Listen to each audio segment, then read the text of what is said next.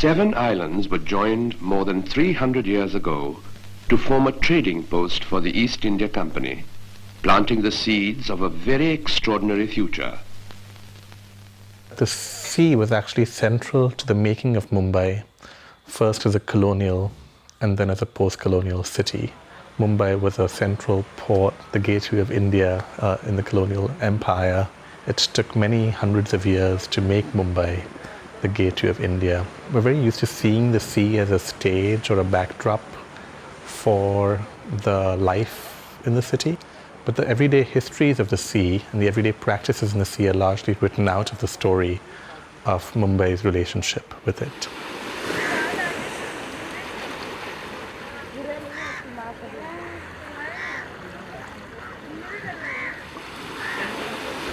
ये समुद्र है, कोली लोगों का है। हम लोग समुद्र किनारे रहने वाले मच्छीमारे हैं, तो हम लोग का ऐसा है कि रोज़ समुद्र देखना ही मांगता है, वो दिखे बिना हम लोग को चैन नहीं आती। ऐसा हम लोग का पेट भरने के लिए कुछ ना कुछ करना है, तो हम लोग का बड़ा साधन समुद्र ही है।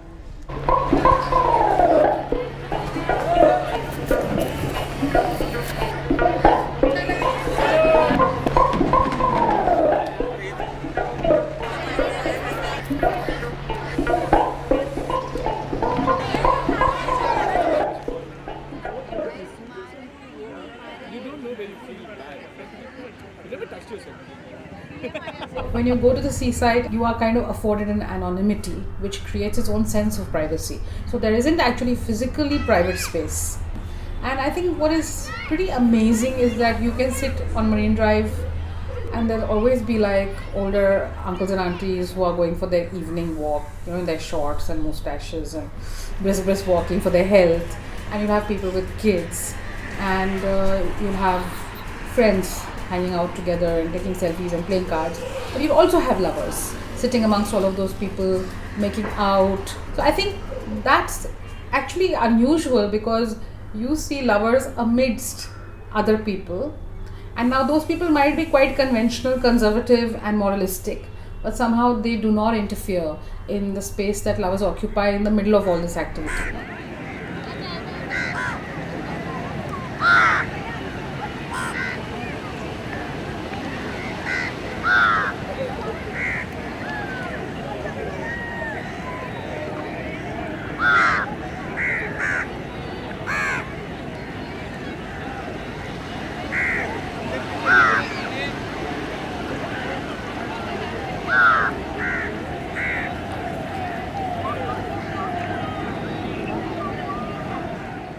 Bombay has always accommodated the idea of love and romance and desire. Not only because it has created this gigantic film industry which has had a hold on our like collective South Asian imagination in such a strong way, especially through songs.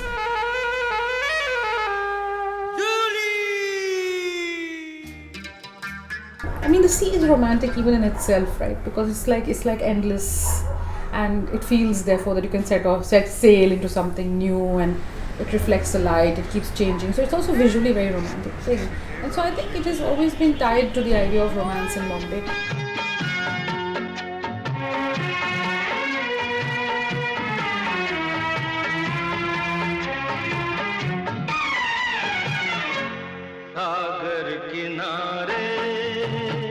It is where you would go if you didn't have a lot of money. You can be a very rich person and a person with no money at all, and you could still go and have pleasure in the sea, which is very different than if you have to go romance in a club. Then you can only have that romance if you're a very wealthy person, right? But the sea is not like that. The seaside allows everybody to be present and to have pleasure.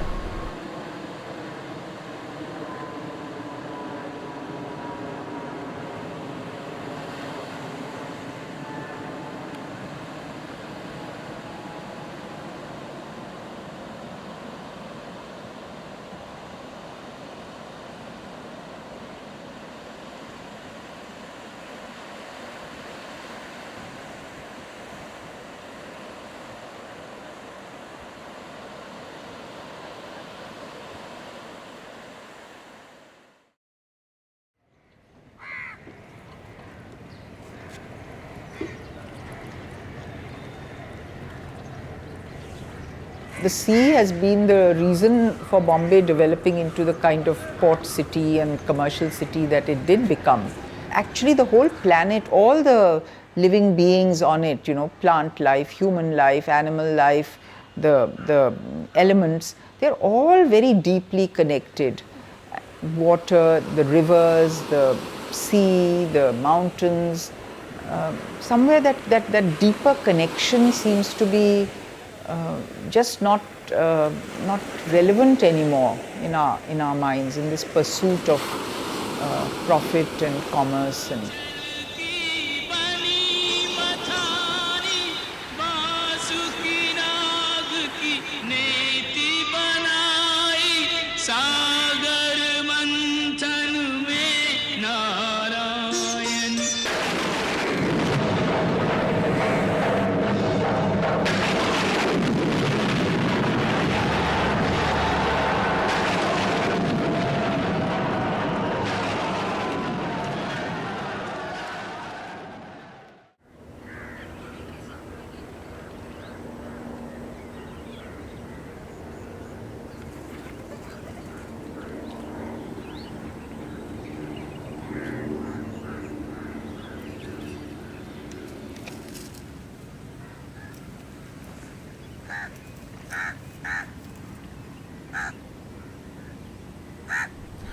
One thing is that people often think of city and nature as two different things. But that's obviously completely untrue, because every one of us lives in nature, because the whole world is nature, and then even the city is actually built in nature. So, for example, there is a tree outside my window in which every type of bird comes through the year, because RA and Sanjay Gandhi National Park are kind of contiguous. So when you live in the city, you are also living in nature.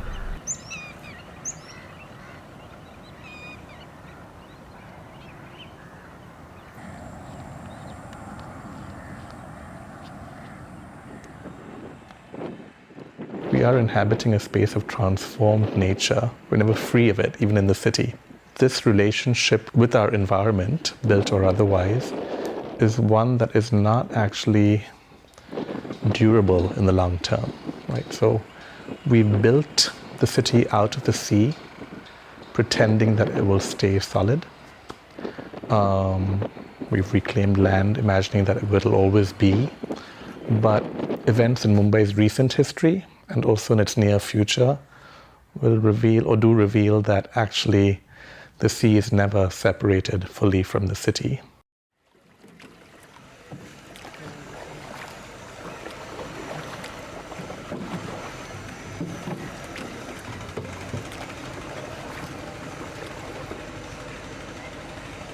एक boat के ऊपर 30 family चलती है पूरा India का। तो ऐसे पूरे इंडिया में कम से कम 1.25 लाख तो 1.5 लाख तक बोट है। तो उस पर कितना फैमिली आप चलता होगा वो देखिए आप।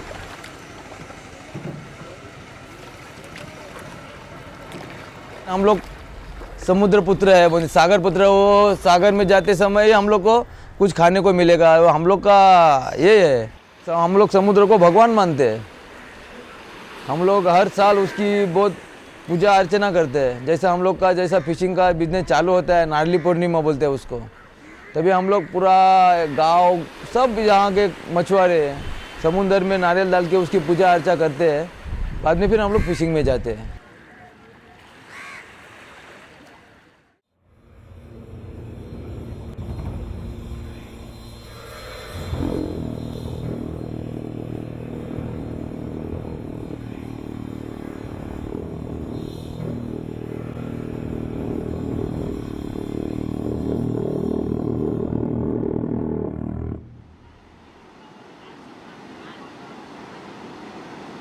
I think the notion that the seaside is an empty space, that it is a non-denominational space where nobody lives, and the notion of the private and the public space being divided itself really plays out by the seaside, because we create a sense in our minds that private space is a flat and what we own and where we stay, and everything else is public space, and what is public space for you may be private space for somebody else.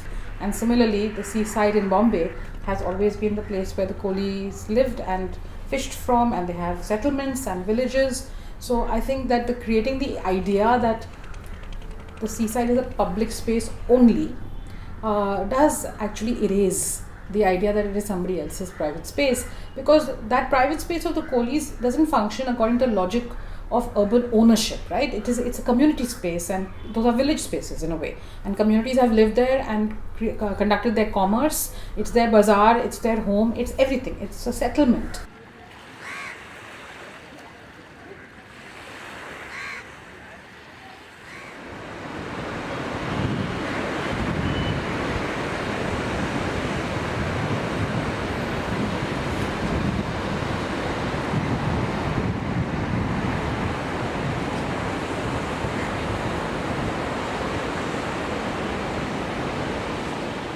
The most direct way that we're seeing the contestation right now is in the reclamation of the city and the ways in which the city's coastline is being engineered, right, and has been engineered, right? Right from the earliest days of reclamation, the project of city government has been to dry the city through the construction of large engineering works, bunds, causeways in the 19th century and early 20th century, the coastal road in the 21st century, right? And what these infrastructures do is they promise public access to the sea, where earlier it was walkways, now it's cars and car users that will have the benefit of this public space. But what it also does is it eliminates productive areas of fish production. It disturbs coastal ecologies, which the coolies need to live. Right where you see that coastal road construction, coolie fishers had cast their nets to fish 2 weeks ago and were told to remove their nets because of the work that was going on there. And they refused and became big. Police were involved. And when they did remove their nets from there, they found a goldfish, which is a type of croaker, and it sold for 90,000 rupees on the market. Right, so that everyday destruction of livelihoods is something that is being completely effaced by the ways in which the sea is being built on.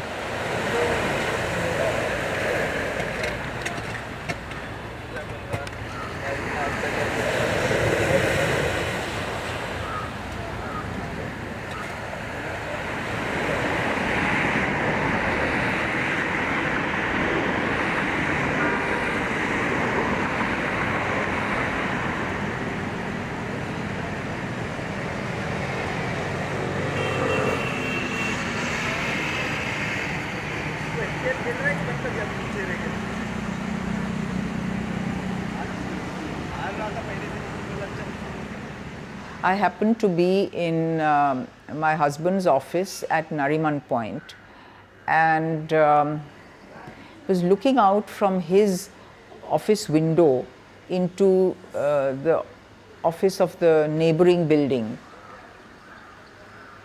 I suddenly saw the sea being reflected in several of those windows, and the actual sea was nowhere visible, because the buildings are in such a way that the sea is on one side and the buildings are like in succession, one after another. So when I saw these reflections, it was a particular time of day, the tide was right, the light was right, and I saw these strange reflections, and in each of them the sea, though it was like they were next to each other, but the sea looked different in each window.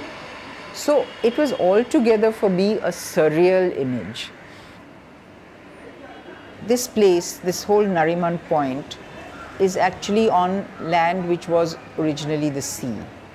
And what I started seeing in those reflections was that it was as if the sea is trying to assert its presence, that you think you have taken me over, you have conquered me, but I'm actually very much there. And it almost had a sinister sort of message, because it's like as if I'm waiting, I'm there, Don't think that you have overpowered me.